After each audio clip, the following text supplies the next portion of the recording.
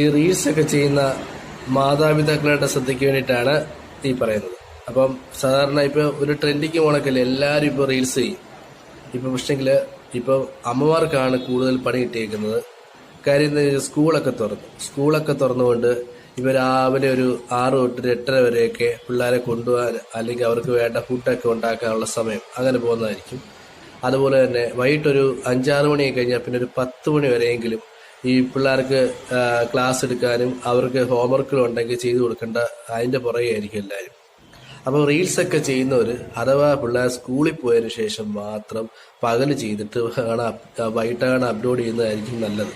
ഇപ്പൊ മാതാപിതാക്കൾക്കാണ് ഇപ്പൊ പണി കിട്ടിയേക്കുന്നത്. ഒരുപാട് പേര് റീൽസ് ചെയ്യുന്നുണ്ടല്ലോ. അപ്പൊ ഇനിയിപ്പോ വൈകിട്ട് സ്കൂളിൽ പോയിട്ട് പിള്ളേർ വന്നതിന് ശേഷം പിന്നെ നമുക്ക് വീഡിയോസുകളൊന്നും ചെയ്യാൻ പറ്റത്തില്ല.